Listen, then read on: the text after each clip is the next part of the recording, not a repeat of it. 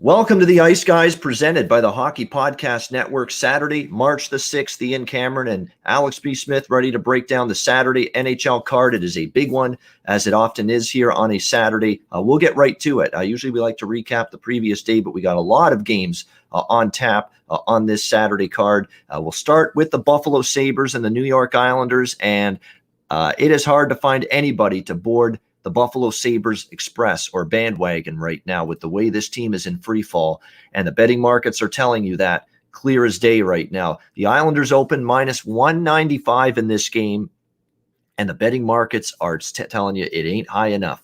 They are now minus 230, minus 260 now, even up in some sports books at this point in time. So it is a avalanche of money on the New York Islanders. The total 5.5, depending on where you look.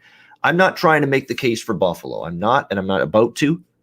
Kevin Adams, the GM, though, did come out publicly, made a statement yesterday saying this is unacceptable. This can't keep going. We can't keep playing like this.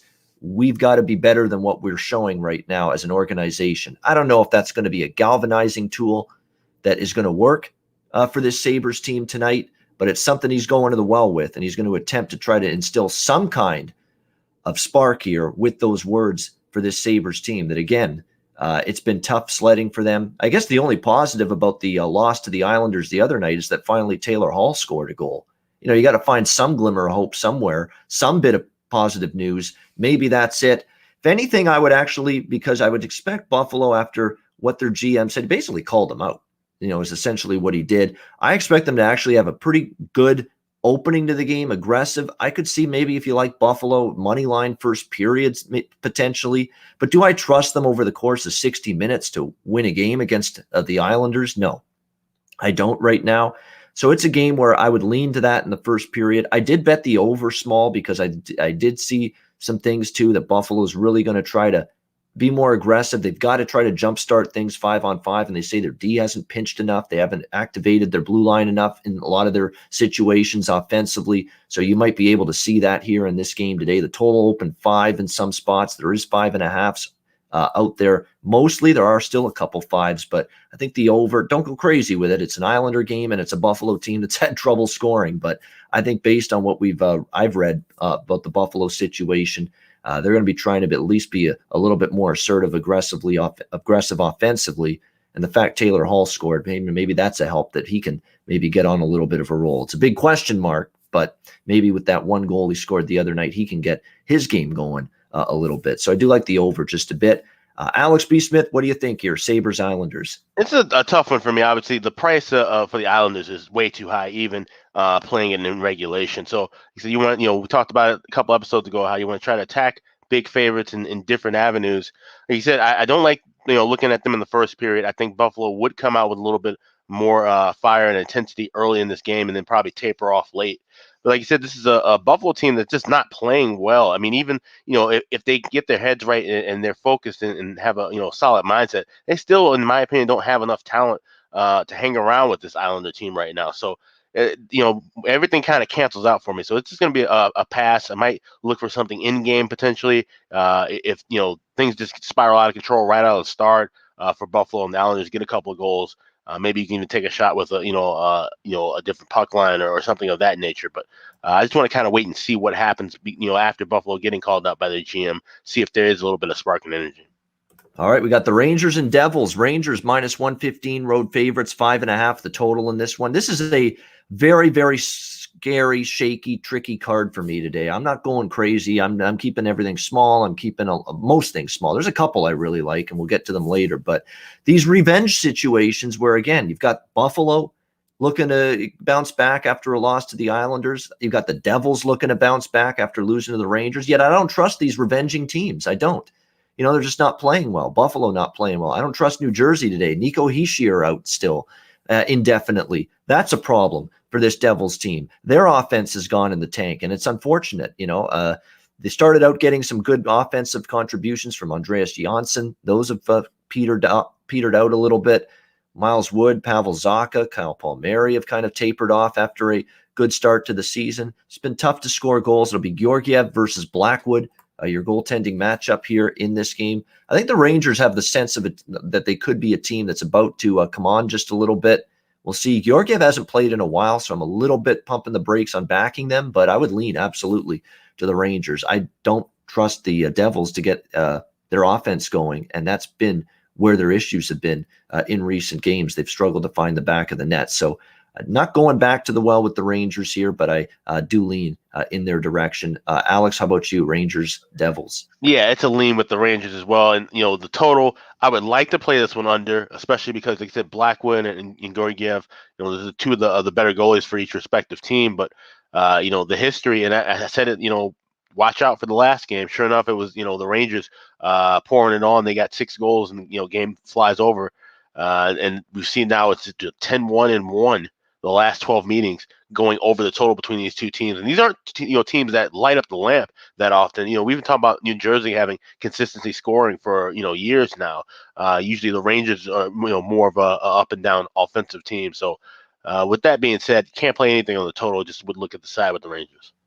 All right. Yeah. Jimmy Murphy, by the way, he's got Bruins media availability. And if you watch that Capitals Bruins game, that's why he's not along on the show today. But if you watch the Bruins Capitals game, you'd know there's just a lot of news coming out of that game last night with everything that happened surrounding a certain Tom Wilson. But Jimmy will give us, I'm sure, some good info and thoughts about that next time he's on the show, because definitely some controversy with Tom Wilson's hit on Brandon Carlo last night in that game against the Bruins. Philadelphia, Pittsburgh. We've got the Penguins, actually pretty much even money, -110 both sides here, total 6. I'm just going to stick with what's been working, and that's overs with these two teams. I've talked about it ad nauseum. It's been one over after another, had another over the total the other night, 2 straight overs this week. Every Flyer Penguin game has gone over the total this season. I think we're going to get more of the same here today. It's the same 2 goalies, Brian Elliott, Tristan Jarry. And that's another thing, too, now. They're seeing these goalies for the second, third game in a row in some instances. Familiarity breeds better success. And, these offenses and these forwards on both sides, they've now seen enough of both of these goalies that they know where they're weaker at and how to exploit those. And it's just when these two teams get together, styles make fights.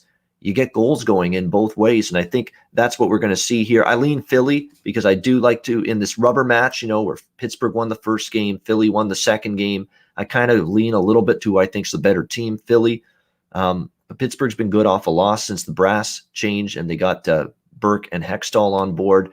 I think this game could be won by either side, so I don't have a strong opinion, just a small lean to the Flyers. But I do like this over one more time, over 6 between Philly and Pittsburgh. Alex, what's your take on this one? Yeah, I like this over as well. You said these two teams are just familiar with one another, and the scoring chances for both teams are usually always there. We've seen 5 straight overs now between these two clubs, and I actually kind of lean with the Penguins here, especially now they're getting Brian Dumoulin and Evan Rodriguez back in the lineup. So that's not going to mean that the defense is going to start playing lights out all of a sudden, but at least those guys are there.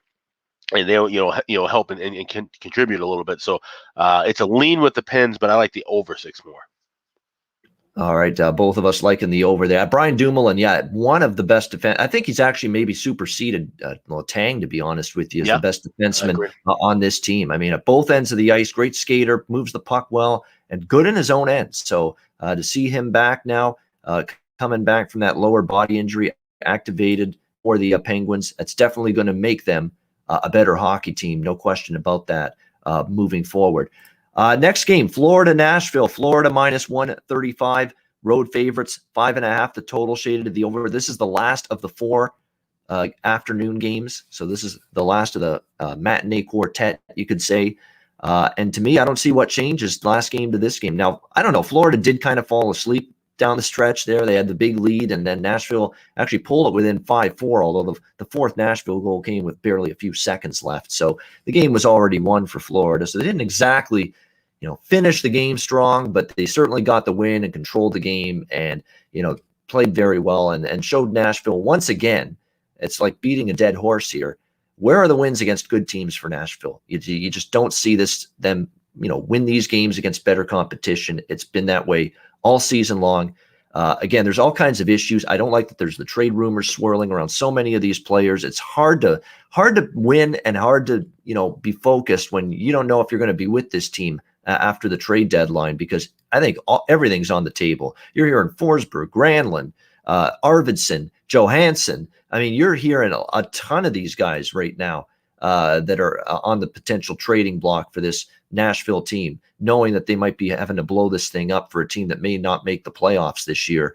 That is definitely not putting forth an environment that's conducive to winning and good times and harmony.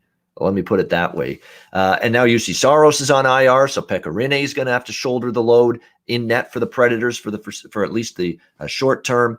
And I don't trust him to do that. So ain't broke, don't fix it. We're on Florida again here, minus 135, just like I was on them, and I think Alex was as well on Thursday night. Alex, what do you think? Florida, Nashville. Yeah, I was on Florida in regulation, and it got kind of dicey, like you said, with Nashville coming back, and I'm thinking, oh, please don't let this be, like it was, a couple months ago or a month ago rather, when Florida blew the lead against Nashville, and Nashville won in overtime. It was seemingly headed that same way, so I'm gonna play it safe. I'm gonna lay the bigger price here and go with Florida and money line. Like you said, things are just in complete mess right now for Nashville. Matt Duchene has now also been added to the IR as well, so that's one less piece that they can try to sell away if they want to make some wholesale moves. I think he's going to be out. They said 3 to 5 weeks potentially, so that's a big loss as far as what their plans might be. If they do decide to move a Forsberg or someone else. Now you don't have him in the lineup, and like you said, can't move Pekka Rinne if you wanted to try to, send him off as well, because UC Saros, the guy that they kind of trusted, he's on IR. It's Kaskasuo will be backing up Rinne for the foreseeable future. So things are just absolutely dismal right now for Nashville. So they're we're fading them again once again. Taking the money line with Florida. All right, Winnipeg, Montreal. The rest of the games on this Saturday slate that we were talking about are night games. We've got Montreal minus 140. Home favorites, 5.5, shaded to the over. The total in this game, I'm not laying $1.40 with Montreal. I'm not doing it. I didn't do it the other night, and sure enough, Winnipeg beats them in overtime by a score of 4-3. Look, Montreal did play. That's two games, where they beat Ottawa. They played reasonably well, Montreal, the other night against Winnipeg, that overtime loss. But at the end of the day, they weren't able to get the victory. That's definitely concerning. And another concern too is, can Carey Price play well? He's going to be the goalie tonight for the Montreal Canadiens. It's him and Connor Hellebuck, your two starting goalies. He was a lot better. I will give him that. For as much as we've, been critical of him, he was much better against Ottawa. The last start earlier this week, they won that game 3-1. Yes, but that was Ottawa. Now you're facing a Winnipeg team. We know what they've got up front with Scheifele, Wheeler, Kyle Connor, a lot of weapons. Still a good offense. Even after losing Laine, Dubois has really started to get it going for the Jets as well. At this price, I'm not taking Winnipeg. I am going to not taking Montreal. I'm not on Winnipeg either, though. And I'll tell you why that is, because I missed the opportunity. I said if they win Thursday, I'm probably going to stay off them Saturday. And of course they won. Had they lost Thursday, well, I absolutely would have come back on Winnipeg tonight, because Winnipeg's undefeated off a loss. They have been phenomenal in that role. But now it's Montreal off the defeat, looking to avoid not only 0-2 against Winnipeg at home, but 0-4 against Winnipeg in these 4 games that they've played head-to-head with the Jets this season. So this is a big game for Montreal. I expect them to play like it, and for that reason, I'm not on Winnipeg. I lean there. I think the value's there, but I'm not going to get there. What do you think, Alex? Winnipeg, Montreal. I'm gonna take a shot with this team total over 2.5 for Winnipeg. I think that's a good number and a good price. You only land $1.15 if you shop around. Like I said, we got to try and trust and Carey Price stringing together good starts right now, and that's something that we haven't been able to see so far. And we'll see how things progress with him now. He's got a new goalie coach in Sean Burke, so they're gonna try and kind of build things back up to where he is. Obviously, Carey Price is a world-class goalie when he has everything going right, but that just hasn't been the case right now. This is a Winnipeg team that's, like I said, showing some bright signs offensively.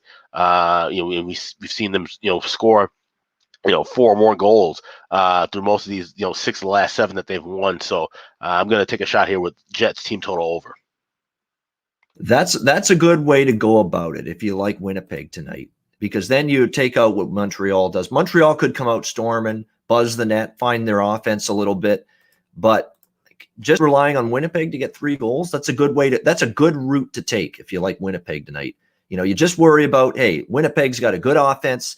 They score 3 goals or more in a lot of games.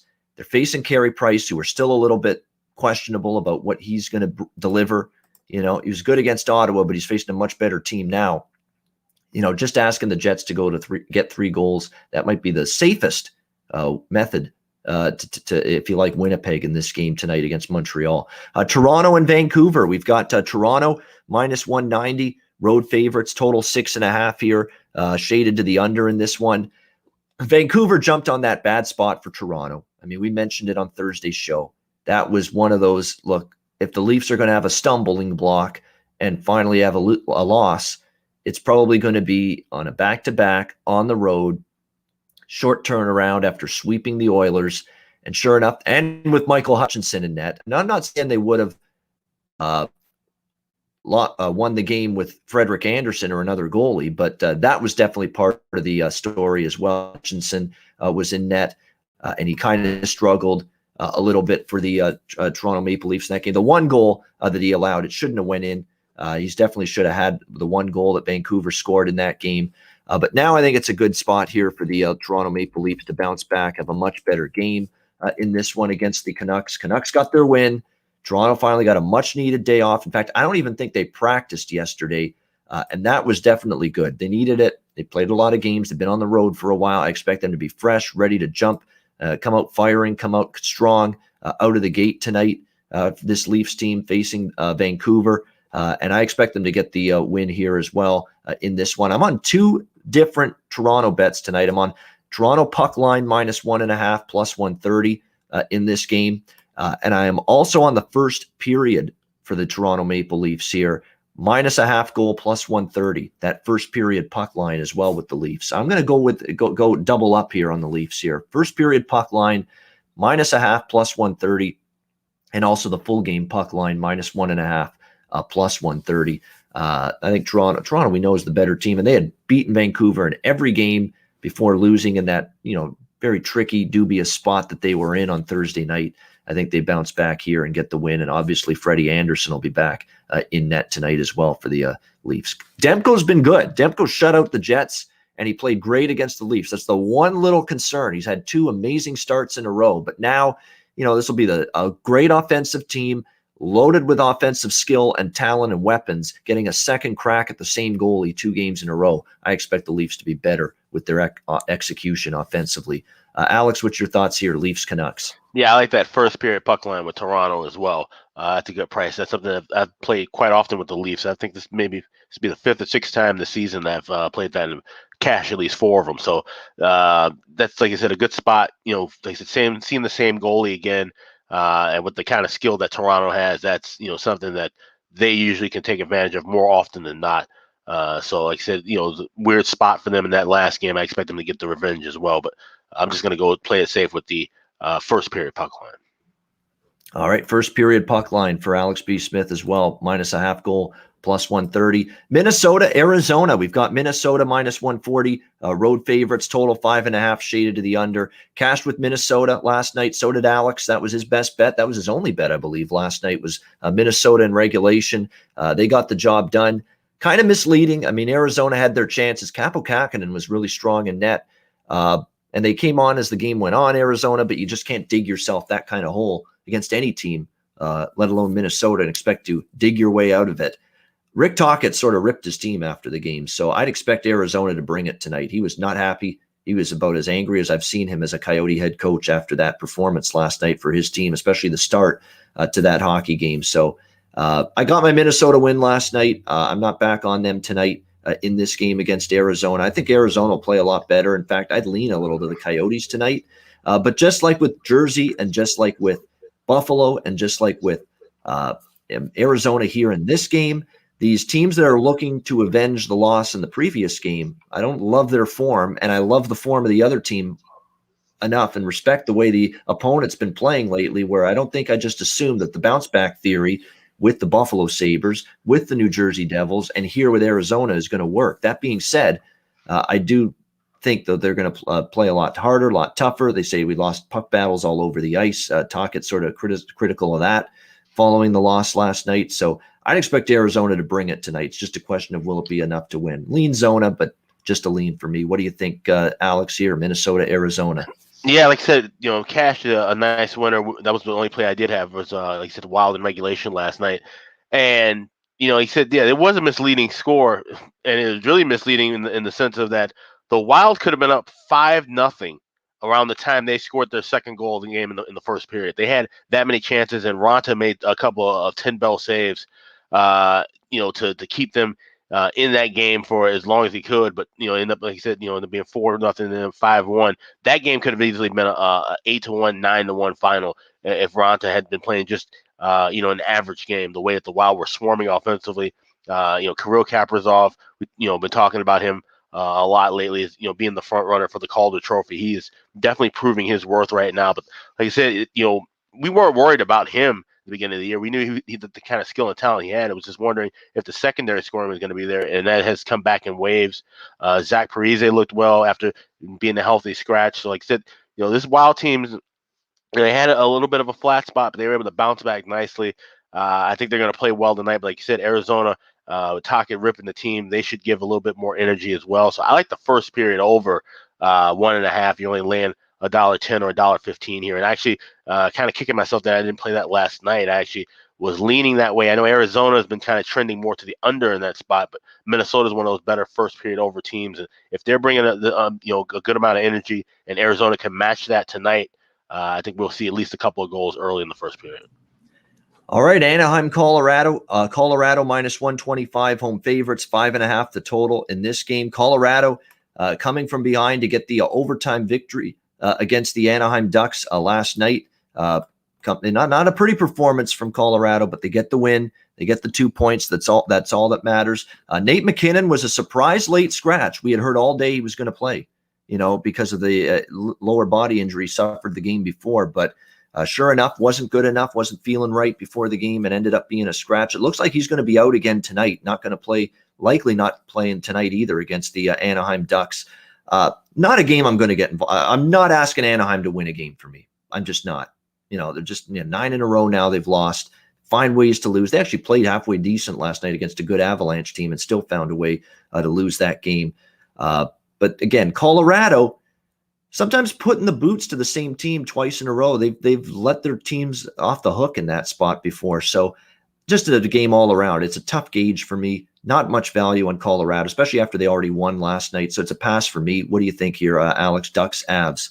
Yeah, someone mentioned in the chat earlier that no team has lost 10 in a row since the 97-98 season. I think that was the Tampa Bay Lightning that did that, if I'm not mistaken. So, it's like I said, it's hard to, keep fading a Anaheim team that's losing, especially when the prices are going to be inflated more and more. And we've seen Colorado lay a couple eggs as a big favorite this season. Like you said, they were down in that game last night and had to come back to win. So this is one I'm just going to completely stay away from. Maybe look for something live. If Anaheim gets a goal, but let's say they're not playing at a high level, Colorado is still kind of buzzing a little bit. Might play on Colorado next to score and grab something with them on a cheaper money line price potentially. But as of anything pregame, I'm going to pass. One bet I might make on this game is the over if it's M&M and net, Miller and Miska. And there's a chance we might see both of them tonight. Ryan Miller for the Ducks, Hunter Miska for the Avalanche tonight. And if that's the case, you got, less than stellar numbers so far this season for both of those guys. Maybe the game can get over the total if we get that goaltending matchup. That might be on my card if that's what we see with these two goaltenders. Columbus and Dallas. Dallas minus 135, home favorites, total 5, shaded to the over here, minus 130. Dallas just in a complete and utter rut right now. We've talked about other offenses struggled, and it continued against Columbus the other night. Jackets plus price, cashed a ticket with them the other night. I'm definitely leaning to come back to Columbus again here. I mean, Dallas just can't be laying a price right now with their offense just in a complete funk. Their power plays lifeless, dismal. And Anton Udobin, not what he was last year, not that shutdown, impenetrable force in between the pipes that he was last year, particularly in the playoffs for the Dallas Stars. Just a whole boatload of issues right now. I know they're not going to lose every game the rest of the season, but we're talking about where they're being priced in this particular game. And right now you're talking about minus, 135 here for a team that just can't get out of their own way right now. Columbus is also another one of those teams that have they always been able to sweep teams 2 straight? No, they have not. And that's definitely a lingering worry in the back of my mind. But I'm still back in Columbus here, plus 115. It's just a straight Dallas laying price. Dallas is chalk right now. No, that's not something that can be, in my opinion. Jake Ottinger in net. We'll see if that sparks something for Dallas here. He's only 2-4. His numbers are actually not bad. 2.31 goals against, .913 save percentage, but 2-4 record. What's that mean? No run support, to use a baseball term. That's what it means from his Stars team. He's not getting people scoring for him. So, he might play well, but what good is it if your team just not finding the back of the net right now? So I'm still going to go ahead with Columbus here at the plus price. What do you think here, Alex? Columbus, Dallas. Well, yeah, as you mentioned, Ottinger not getting the run support, but I mean, if you look at those losses, 3 of them came in overtime, and that's kind of the way that Dallas has kind of played it. Either they've lost games, or they've been able to kind of hang around and win, or at least take a game past 60 minutes. So I'm going to look here at the regulation draw plus 300. It's either the two teams that just aren't playing well overall. At least we saw Columbus get the win, but they've had their own struggles as well right now. So it wouldn't shock me at all to see this be a 2-2 or 3-3 game after 60 minutes. So I'm going to play the draw at plus 300. All right, plus 300 draw. Columbus, Dallas for Alex. St. Louis, Los Angeles. We've got the Blues, minus 145 road favorites, total 5.5 shaded to the under. Again, so many back-to-backs. So you have to be careful. The Blues stole one essentially last night. Like LA is just a few seconds away from winning that game up 2-1. David Perron ties it 2-2 late in the third period, and then the Blues get the win in overtime 3-2. Tough loss for the LA Kings. So, and I cashed with the Blues. I did add the Blues as a play last night after the show, so I was happy.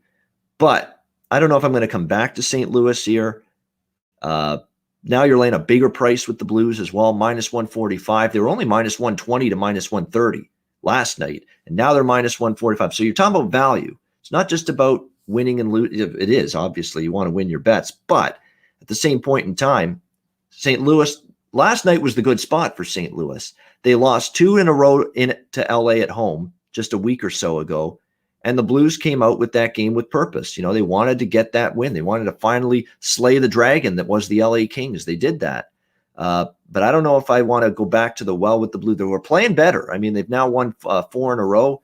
LA 2 against Anaheim, and then the wild one was San Jose last Saturday, which snapped their losing streak. Zach Sanford, Braden Shen, Ryan O'Reilly. I mean, all in good. Jordan Kyrou, all in great form offensively right now for this Blues team. But to me, I cashed with the Blues. A little fortunate to get there with them, to pull one out like that. And now they're laying a bigger price. And LA is probably going to want to come back chomping at the bit after losing that game in the heartbreaking fashion they did. So, I'm not stepping in front of the nice little run St. Louis is on, but the price isn't there like it was last night. It's a pass for me. Alex, how about you? Blues versus Kings. I'm going to go over 5.5 here with this spot. And, like I said, this Blues team, ever since that crazy game last week against San Jose, they've seemed things have kind of, turned in their favor, obviously. Now they've won 4 in a row. LA has lost 4 in a row. We're seeing a bit of regression to the form with the Kings. They were playing pretty well at one point, but it's a couple of tough defeats in that stretch, obviously. But I definitely think we're going to see some goals here from both of these teams. And Bennington back in net. We'll see if he still hasn't just returned back to the form we saw him a couple of years ago.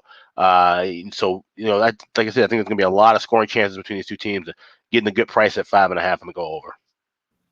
All right. Next up, we've got Calgary taking on Edmonton. Edmonton minus 120.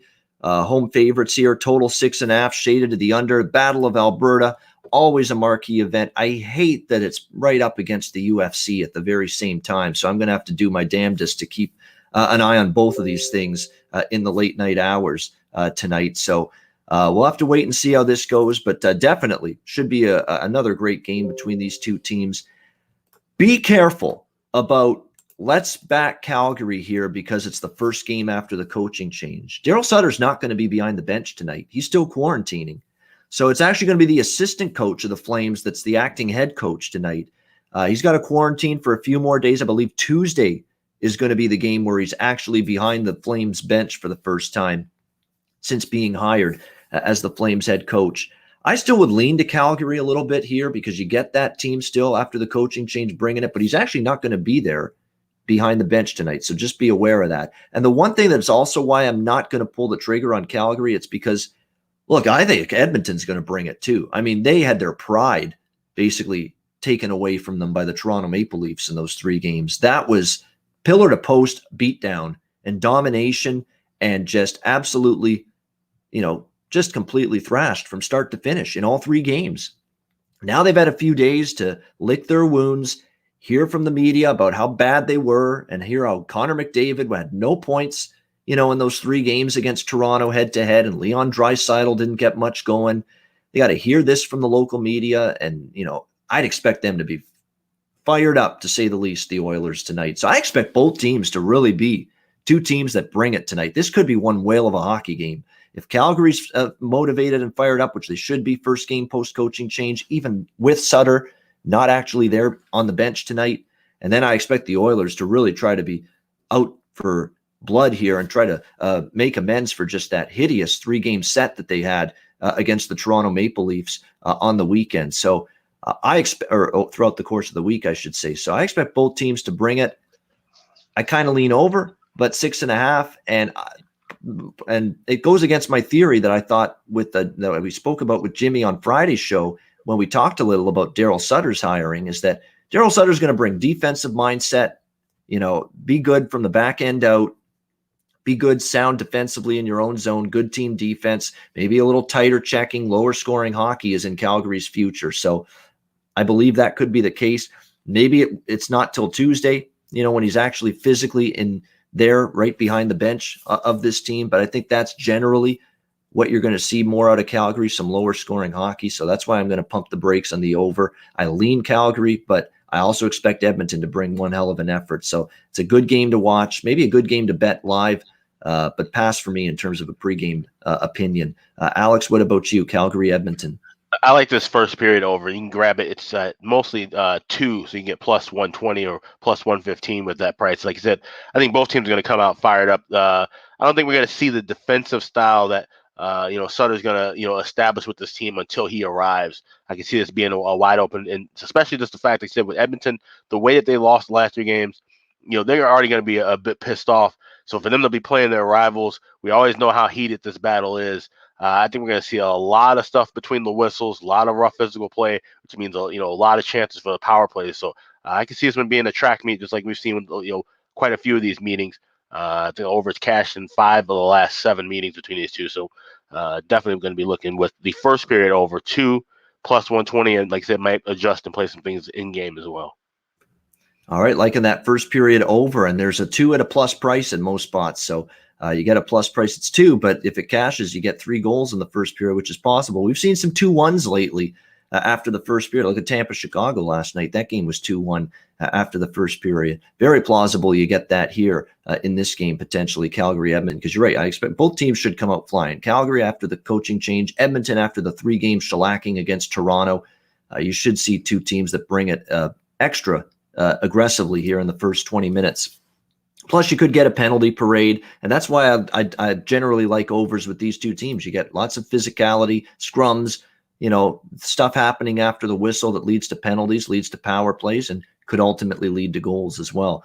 Vegas and San Jose, the final game of this 12-game card, huge NHL slate today.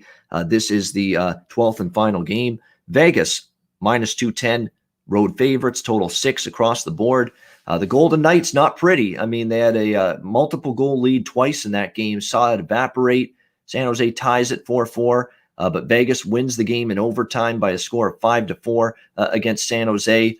They gave the safety dance, because I like to say on Twitter, Oscar Dansk the start last night for the Vegas Golden Knights. With Leonard out, they needed desperately to give Marc-Andre Fleury a rest. They did that, and Oscar Dansk gave up 1 goal in particular that was a bad goal to give up, but still they got the win, and that tells you Vegas all you need to know about how they played in that one. Now, I've been on San Jose overs a lot lately, and most of them have been winning, including last night. I may not come back to it tonight, although I still lean to direction. Fleury will be back in net likely for the Vegas Golden Knights. I may come back to it, though, because I think Dubnyk might be in for the Sharks on the back-to-back. We'll see. It was Jones last night. Will it be Devan Dubnyk tonight? And Devan Dubnyk, the last time he was in net, we know what that game was all about. The St. Louis 7-6 shootout last Saturday night. His numbers, 1-6, 3.43 goals against average, 8.92 save percentage. So I may have to come back to the well with the over here if it's indeed Dubnyk, but I'm waiting on that confirmation. I do think the over is worth the look. And I'd only look to Vegas again, but again, you're talking about now, they're even higher priced than they were last night prior to the overtime win. Just from a value standpoint, not a great value on regulation line. Even the puck line, you're not getting a big plus price there either. So for me, I'm probably going to get back to the over. Certainly will if Devan Dubnyk's in net. Alex, what's your thoughts here? Golden Knights Sharks. Yeah, I would be looking at Vegas team total over. You can get 3.5 at around $1.10, $1.15. I think that's going to be a good spot, especially like I said, if Dubnyk's in the way he's been playing. He's been in terrible form as of late. And this is a Vegas team finally getting their offense rolling. That was the thing. They weren't scoring consistently at times. We saw them, riding the back of Fleury to get these 2-1, 3-2 wins to kind of grind things out. But now they've got the offense going. That 2-game set against Minnesota really kind of opened things up for them, and they were able to make the comeback last night against San Jose. So we know the Sharks like to lead a more open, wide game, but they don't have the goaltending to kind of hold up in these shootouts. So I like Vegas team total over 3.5. Yeah, that might be worth a look. Definitely that Vegas team total over 3.5. A lot of teams get to 4 this season against the San Jose Sharks. That's for sure. But San Jose's offense continues to be, look at last night again. It's Kane, it's LeBanc, it's Couture, it's Dylan Gambrell. I mean, they're getting their offense ain't the problem. They can score. It's just they can't keep the puck out, San Jose. And I think that's just what their team has been all season, and probably the way their team is going to be the rest of the season. They're capable of scoring, but not capable of shutting it down at the defensive end of the ice. All right, that is the Saturday NHL card. Great stuff, great discussion, great analysis with Alex B. Smith and me on the Saturday NHL card. Before we get to best bets, and the pressure's ratcheting up for yours truly. I mean, that's 7 straight best bet winners now for me on the show. So the more I win these, with the streak, as the more the streak keeps on going, the more pressure is on my shoulders to keep it going. So we'll look for an 8th straight best bet winner today. Before we do, though, a reminder, download the DraftKings Sportsbook app. Sign up for an account and use the promo code THPN. You get a sign-up bonus. You get bet boosts. You get weekly specials that will be included in your DraftKings Sportsbook account if you sign up on the app. If you download the app, sign up for an account, you get weekly specials, bet boosts. You get the deposit bonus. There's so many great incentives and reasons why to use this DraftKings Sportsbook app. So download the app, sign up for an account, and use the promo code THPN, which of course stands for the Hockey Podcast Network, which are our great partners now here of the Ice Guys show. All right, it is time for best bets to put a bow on this Saturday edition of the show. Alex B. Smith, the floor is yours. What do you like for Saturday's best bet? I'm going to head out to the desert and take a shot with the first period over between Minnesota and Arizona. Like I said, Coyotes were just absolutely flat last night. And like I said, they could have easily given up 6-7 goals just in that first period alone. The Wild completely buzzing for the majority of that contest. I expect the Wild to still play with that same kind of energy, but I expect Arizona to at least come closer to matching it. So I like the first period over 1.5. You can get it, like I said, I'm seeing minus $1.10, $1.15. So shop around for the best price with that, but I like that over as my best bet. There you go. Minnesota, Arizona, over 1.5, minus 115 first period for Alex B. Smith with his best bet. Mine's going to be the Toronto Maple Leafs, and I'm going to do the first period puck line. I think I like that one a little more than the full game. I think that first period is really where, hey, we lost to this team. That first 20 minutes, we're going to be strong. We're going to be solid. A rare first period puck line. I don't have many of these, but I like it here today. A Toronto puck line minus half a goal plus 130 in the first period tonight against Vancouver. That is going to be my best bet for this Saturday NHL card. And that'll wrap up this Saturday edition of the Ice Guys. Thanks to everyone for watching. We had over 100 live viewers today of this show. So appreciated. Spreading the word Our downloads of the podcast are going up. The video views are going up. We're getting more unique listeners and viewers daily of this show. And it's all thanks to our great viewers like you and our people in the chat that I'm sure make sure they tune in and spread the word. We appreciate it so much.